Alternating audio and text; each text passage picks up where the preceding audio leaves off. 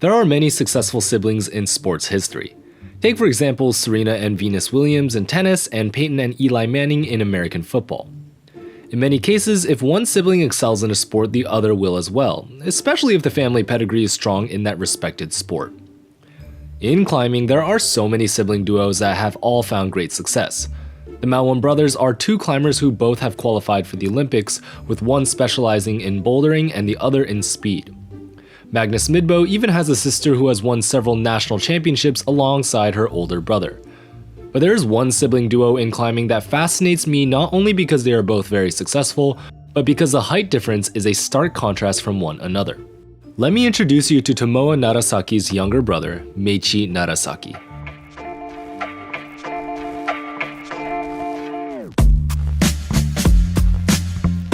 But before we get into today's beta breaks, let's first talk about wall runs. If you remember this famous scene from The Matrix, it seemed impossible for humans to do this kind of move. But parkour showed us what is possible, and now we have wall runs like this. Competition climbing adopted this type of move into their own setting, which had athletes run across features to get from point A to B. As you can imagine, if you were able to walk and shorten the distance of these types of run and jumps, it would be a nice way to break the beta. Now, keep this in mind towards the end of the video. At a full 3 years younger than Tomoa, Meichi Narasaki is considerably taller than Tomoa Narasaki, who stands at 5'7" or 170 centimeters. I couldn't find an exact height of Meichi, but I think it's safe to say he's close to 6 feet or 2 meters in height. In some cases, I've compared athletes to other athletes competing in the competition shown, but fortunately, Meichi and Tomoa compete at the highest level and end up meeting each other in semi-final and final rounds of the respected climbing discipline.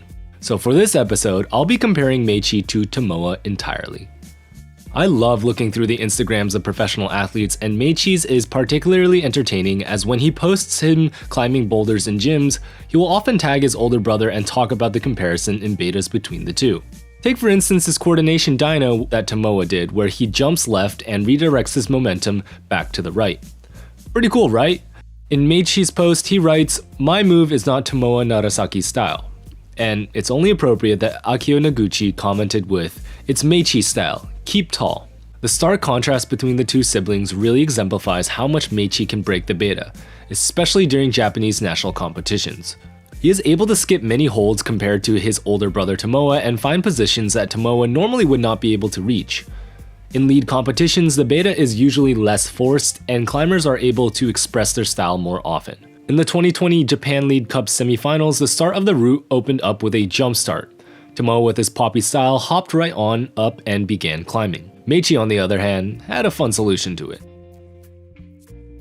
In the 2019 Japan Lead Cup finals, in the middle of the route, it's really easy to see the stark differences in the two siblings. Meichi was able to skip a few holds that Tomoa opted to use and even found a resting position using a toe hook to hold him in place. I think this section speaks for itself, so I'll let the clip run and you can see how differently they climb due to their height difference. 関東をしっかり決めたいっていう内容だと思うので、はい、ここまでは最高にいいですね。早いですね。はい、このホールドを取ってから体がホールドをポンと体から離すタイミングというのが早くて、そこが彼の特徴ですよね。はい、安定しています。Finally, during the 2019 Japan Combined Cup during the bouldering round, one of Tomoa's successful attempts went sort of viral as he had a bit of indecision on where he wanted to go.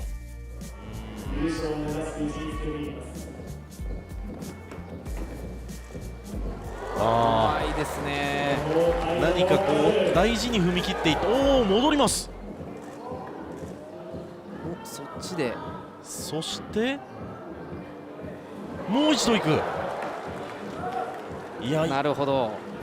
これはすごいですね。最初パフォーマンスで戻ったのかと思いましたけどね。両手でホールドトップホールド掴みました。Meichi also had a bit of indecision, but not so much on the wall, but when he was trying to start the run and jump section. Meichi initially attempted to do the run and jump by going full force from the start with all his momentum. But on his second attempt, he realized that he was able to break down the movement into a smaller part and get closer to the hold he was jumping to. This was made possible because of his longer arm span, allowing him to hold himself into the wall and scoot towards the very edge of the footholds. By breaking the beta, he was able to get this awesome send. 右にこう今ゆっくり行こうとしてゆっくり行こうとしてますね。そうですね。